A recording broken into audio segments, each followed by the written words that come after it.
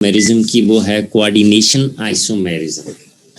Coordination isomerism वो isomerism है जिसमें ये दोनों आइसोमर्स जो हैं they would be different from each other according to their coordination spheres. अगर आप इनके मोलेकुलर फार्मूला दे, मीन है, एक सल्फेट है, एक ब्रोमाइड, 4 ऑक्सीजन, सल्फर, तो सबका अगर आप दोनों का मोलेकुलर फार्मूला लिखना चाहेंगे तो that would be same.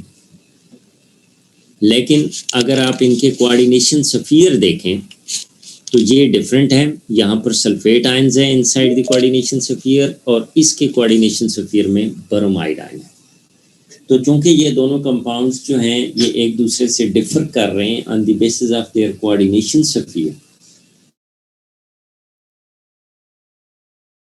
and these two compounds are basically coordination isomers. Linkage isomerism में बेसिकली जो लिंकिंग पोजीशन होती है लिगेंड की towards metal ion that is different, और in other words the point of attachment of the ligand, at least one ligand should be different. For example ये यहाँ से clear हो जाएगा कि अगर आपके पास एक नाइट्रो लिगेंड है तो ये नाइट्रो लिगेंड जो है नाइट्रोजन से भी कोऑर्डिनेट कर सकता है, तो मोलेकुलर फार्मूला में कोई चेंज नहीं आएगी, लेकिन जो पॉइंट ऑफ अटैचमेंट है, जो पोजीशन ऑफ अटैचमेंट है दैट इज डिफरेंट। तो इसलिए इन आइसोमर्स को हम कहेंगे लिंकेज आइसोमर, कि इनकी जो लिंकिंग पोजीशन है या जो पॉइंट ऑफ अटैचमेंट है दैट इज डिफरेंट। जब ये डिफरेंट होगा तो ऐसे आइसोमर्स आपस में लिंकेज आइसोमर्स कहलाएंगे और इस फिनोमेना को हम लिंकेज आइसोमेरिज्म कहलाएंगे।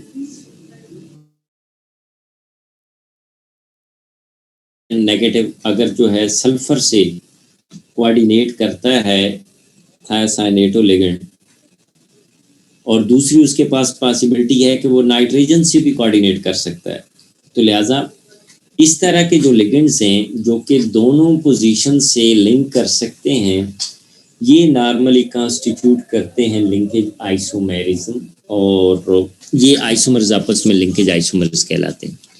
अब अगर ये नाइट्रोजन से करता है तो फिर इसको हम नाइट्राइटो कहते हैं। इसी तरीके से अगर सल्फर करता है HCN नेगेटिव सल्फर से तो थायोसाइनेटो, और अगर नाइट्रोजन से करेगा तो फिर उसको हम बोलेंगे आइसोथायोसाइनेटो।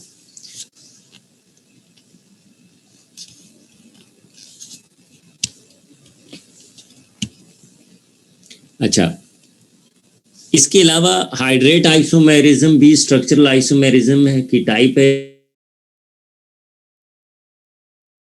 हाइड्रेट की जो पोजीशन, जैसे chromium trichloride 6 water molecule coordination sphere के बाहर कोई वाटर का मॉलिक्यूल नहीं हो सकता, एक वाटर का मॉलिक्यूल हो सकता है, 2 हो सकते हैं, 3 हो सकते हैं, तो मोलेकुलर फार्मूला उनका सेम होगा लेकिन जो स्ट्रक्चरल फार्मूला होगा वो डिफरेंट होगा। एनीहाउ स्टीरियो आइसोमेरिज्म जो है इसकी 2 मेन टाइप्स हैं। ज्योमेट्रिकल आइसोमेरिज्म सबसे बड़ी टाइप जो अबंडेंटली एग्जिस्ट करता है ऑक्टाहेड्रल कॉम्प्लेक्सेस के अंदर।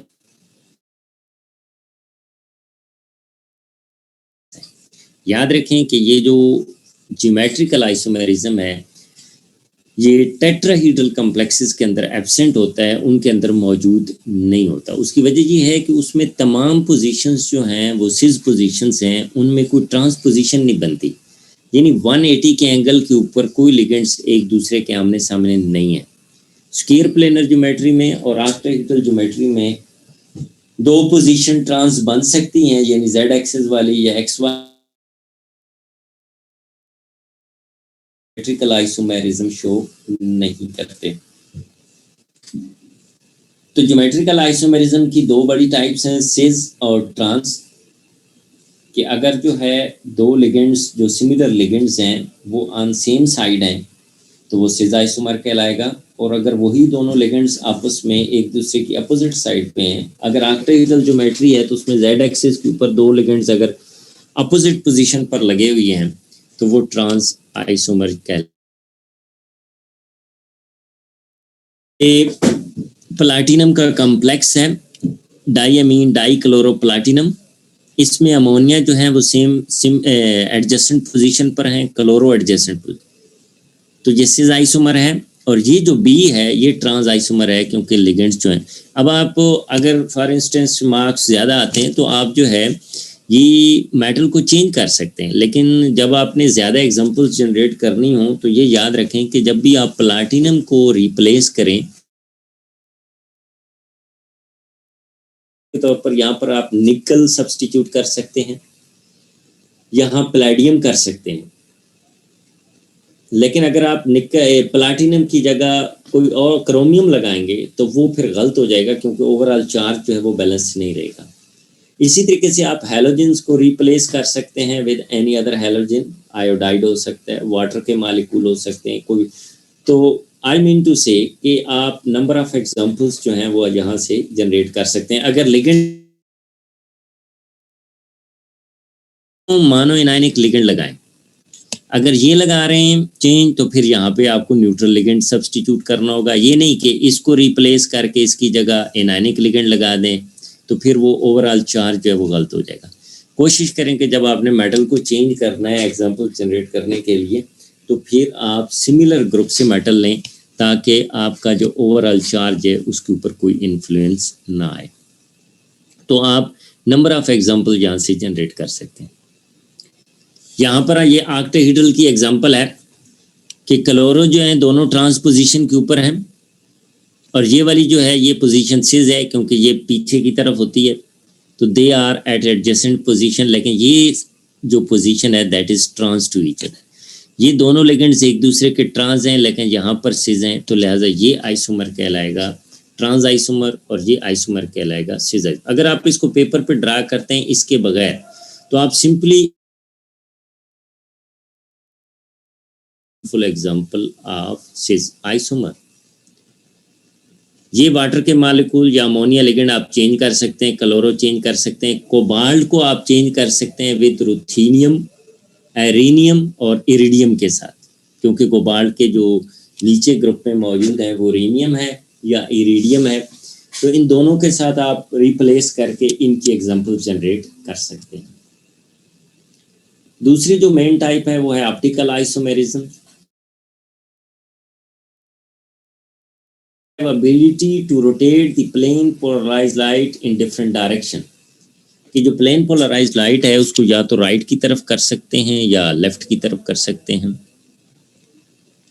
ये तो जस्ट पोलैरिमीटर की एग्जांपल है कि वो अच्छा इसके लिए ज़रूरी क्या है कि जो वो मालिकूल ये ऑप्टिकल आइसोमेरिज्म शो करेंगे विच आर कायरल मालिकूल, ये जिनके नॉन सुपरइम्पोजेबल मिरर इमेजेस होंगे which are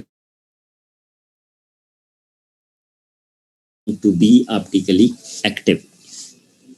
जैसे ये सिंपल एग्जांपल है लेफ्ट एंड राइट हैंड की, because they exhibit the non-superimposable mirror image।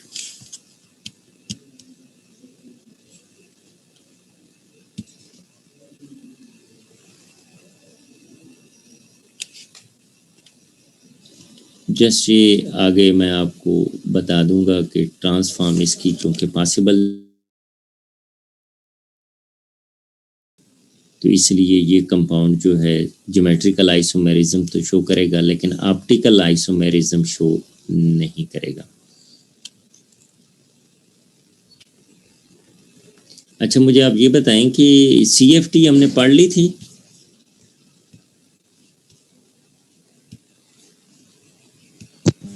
Ji sir CFT पढ़ ली थी। अच्छा क्या क्या पढ़ा है उसमें?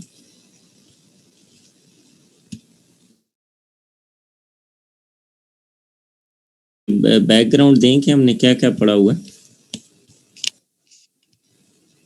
सर उसमें हमने अभी वो जो टी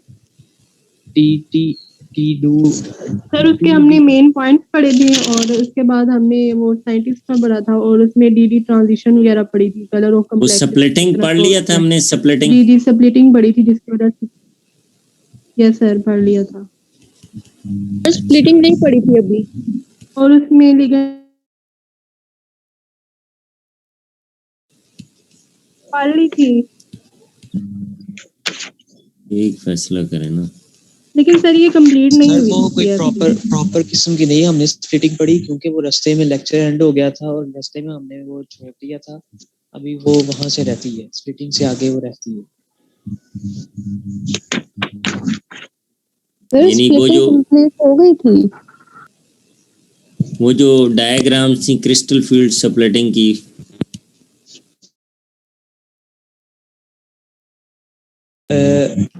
वो जो एनर्जी के हिसाब से ऑर्बिटल्स डिवाइड होते हैं, 3 ऊपर 2 नीचे और फिर 2 ऊपर और 3 नीचे, वो भी सारा पढ़ने आता है। स्प्लिटिंग्स होती है ना।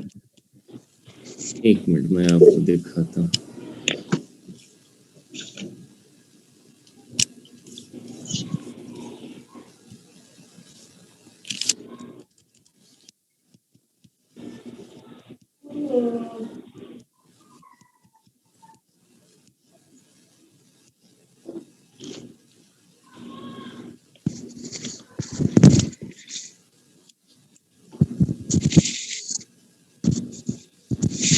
जी सर, यहाँ से पढ़ने आगे, यहाँ से ना, वो जो पिछली स्लाइड थी ना, यहाँ ये से। वाला। यस तो सर, ये नहीं इसमें अच्छा ये नहीं की, तो ये हमारे पास मैं उस वक्त आपको बता रहा था कि जब लिगेंड अप्रोच करेगा ऑक्टाहेड्रल केस में, तो चूंकि लिगेंड ऑन द एक्सिस आ रहा होता है, तो इस वजह से जो एक्सिस के ऊपर ऑर्बिटल्स होते हैं उनके ऊपर रिपल्शन ज्यादा होती है, तो एक्सियल ऑर्बिटल जो है हायर एनर्जी पर चले जाते हैं, और जो नॉन एक्सियल ऑर्बिटल्स होते हैं ये लोअर एनर्जी पर आ जाते हैं। तो this is called crystal field splitting in octahedral complexes. Octahedral में याद रखें कि जब भी क्रिस्टल फील्ड स्प्लिटिंग होगी तो चूंकि लिगेंड जो हैं ये ऑन दी एक्सिस आ रहे हैं, इस वजह से जो एक्सिस के ऊपर ऑर्बिटल्स हैं, और एक्सिस के ऊपर हम पढ़ चुके हैं कि डी ऑर्बिटल्स दो तरह के हैं, या एक्सियल ऑर्बिटल या non axial orbital. Axial orbital ये दो हैं, d z square d x square y square, because they are lying on the axis. और इनके जैसे कि एक्स वाई प्लेन के दरमियान है तो ये नॉन एक्सियल है, ये वाई जी के दरमियान है तो नॉन एक्सियल है, जी एक्स के दरमियान है तो नॉन एक्सियल। तो इनके ऊपर रिपल्शन कम होगी, क्योंकि लिगेंड ऑन दी एक्सिस आ रहा है तो इनके ऊपर रिपल्शन ज्यादा होगी, तो they will be raise to higher energy level. जबकि टेट्राहेड्रल में उसके रिवर्स है। उसकी वजह ये है कि जो टेट्राहेड्रल ज्योमेट्री है इसमें लिगेंड हमेशा अप्रोच करता है इन बिटवीन दी एक्सिस। जैसा कि इसके एंगल से जो है वो जाहिर है कि टेट्राहेड्रल ज्योमेट्री में एंगल 109 होता है, तो 109 कोई एक्सियल एंगल नहीं है। जितने भी चारों लिगेंड्स आ रहे हैं वो in between the axis approach कर रहे हैं। जब in between the axis approach करेंगे तो जो orbitals in between the axis होंगे they will feel more repulsion and they will be raise to higher energy. तो टेट्राहेड्रल में ये ऊपर चले जाते हैं, and these two orbitals which are axial orbital they are at lower energy splitting के बाद। तो इन दोनों में रिवर्स है, इसमें एक्सियल ऑर्बिटल ऊपर जाते हैं क्योंकि लिगेंड अप्रोच करते हैं फ्रॉम दी एक्सिस, और इसमें जो है नॉन एक्सियल आते हैं ऊपर। क्यों? क्योंकि लिगेंड इसमें अप्रोच करता है एट 109 एंगल, यानी इन बिटवीन दी एक्सिस। फिर हमारे पास एक क्रिस्टल फील्ड स्प्लिटिंग में ही जो है डायग्राम बनती है ये वाली। This is for the square planar complex. Square planar complex basically अगर आप देखें तो इसमें जो z कंपोनेंट है that has been removed, that has been elongated so away from the each other that it is almost removed। इसको आप ignore कर सकते हैं, यहाँ पे z कंपोनेंट ऑलमोस्ट नहीं है। तो इस वजह से अगर z कंपोनेंट इसमें इग्नोरेबल है या नहीं है तो फिर आप देखेंगे कि जो z कंपोनेंट वाले ऑर्बिटल्स होंगे उनकी एनर्जी लो हो जाएगी, और जो चूंकि लिगेंड इसमें x और y प्लेन के ऊपर आ रहे हैं तो इसमें यूजुअली जो हायर एनर्जी पर जाते हैं वो x और y वाले होते हैं, और x और y में चूंकि ये एक्सियल है तो ये सबसे ऊपर होगा, उसके बाद दूसरा xy होगा, और नीचे जो हैं वो सारे z वाले होंगे। क्यों? क्योंकि z के ऊपर यहाँ पर रिपल्शन ऑलमोस्ट मिनिमम होगी, ऑलमोस्ट नेग्लिजिबल होगी। तो स्क्वायर प्लेनर में जो स्प्लिटिंग डायग्राम बनेगी उसका पैटर्न इस तरीके से होगा। टेट्राहेड्रल ऑक्टाहेड्रल का एक दूसरे के साथ रिवर्स है, स्क्वायर प्लेनर का इनसे डिफरेंट है। और स्क्वायर प्लेनर में आपने सिंपली याद ये रखना है कि इसमें जेड कंपोनेंट को आपने लोअर एनर्जी के ऊपर लेके जाना है, और लोअर एनर्जी में जब जाना है और जेड कंपोनेंट को हमने इग्नोर करना है, सिर्फ एक्स वाई को कंसिडर करना है। तो एक्स वाई बेसिकली ये जो स्क्वायर प्लेनर है ना, ये ऑक्टाहेड्रल की डिस्टॉर्टेड फॉर्म है। तो ऑक्टाहेड्रल में भी लिगेंड ऑन दी एक्सिस आते हैं, इसमें भी ऑन दी एक्सिस होते हैं। तो ये जो हमारे एक्सियल ऑर्बिटल्स होंगे एक्स वाई प्लेन के अंदर, वो ऊपर होंगे, उसके बाद एक्स वाई वाला होगा। यहाँ पर ये जो जी स्क्वायर है ये एक्सियल है, तो ये थोड़ा सा ऊपर होगा, और ये जो दो हैं जो इन बिटवीन दी एक्सिस हैं ये और नीचे। कंपोनेंट को लोअर रखना है और जो एक्स वाई वाले हैं इनको ऊपर रखना है। तो ये तीन डायग्राम्स जो हैं ये आपने आपस में आपने कंपैरिजन करना है, एक ऑक्टाहेड्रल की स्प्लिटिंग, एक टेट्राहेड्रल की स्प्लिटिंग, और एक जो है वो स्क्वायर प्लेनर की स्प्लिटिंग। यहाँ तक कोई बात पूछनी हो आपने? सर ये एक क्वेश्चन है, जी बोलें। जी एक्सिस के अलोंग तो सर बिल्कुल भी डायग्राम नहीं है जो है इसका, एक्स जी और वाई जी में थोड़ा थोड़ा सर एक्स और वाई मतलब एक्स जो है ये मौजूद है थोड़ा थोड़ा, तो वो सिमिलर तो ये मैग्नीट्यूड का है ना, जितना एक्स है उतना उसका वाई है, तो बराबर रखेंगे। तो मैं क्वेश्चन ये कर रहा हूँ कि वो जो डी जी स्क्वायर है वो इनसे नीचे नहीं आएगा वैसे? नहीं नहीं ऐसा हुआ नीचे क्योंकि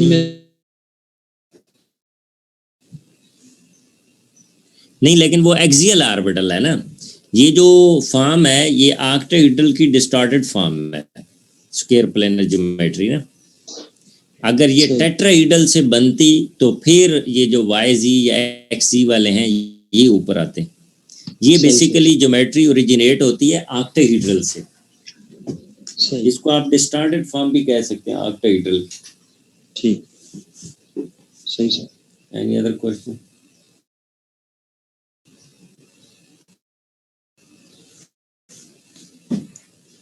ठीक है जी, क्लियर है? Yes sir. तो फिर आप इन दो टॉपिक्स को ज़रा नेक्स्ट टाइम तक कर लें, CFT को कम्प्लीटली, इसकी स्प्लिटिंग, इसमें कलर की एक्सप्लेनेशन, DD ट्रांजिशंस, इसके मेन पॉइंट्स, और इन ज्योमेट्रीज के अंदर कंपैरिजन, और साथ आइसोमेरिज्म। फिर नेक्स्ट टाइम जो है हम कोई और टॉपिक देखेंगे जो हमारे रह गए हैं। VBT हो गया, वर्नर भी हो गया। सर इसके बाद आपने कौन सा चैप्टर स्टार्ट करवाया? मेरे ख्याल है MOT रह गई है अभी ना। सर आप नेमिंग पढ़ा रहे थे पिछले लेक्चर में कोऑर्डिनेशन कंपाउंड्स की, तो वो बीच में रह गई थी। क्या पढ़ाई थी सर? कोऑर्डिनेशन कंपाउंड नेम कर रहे थे उनके।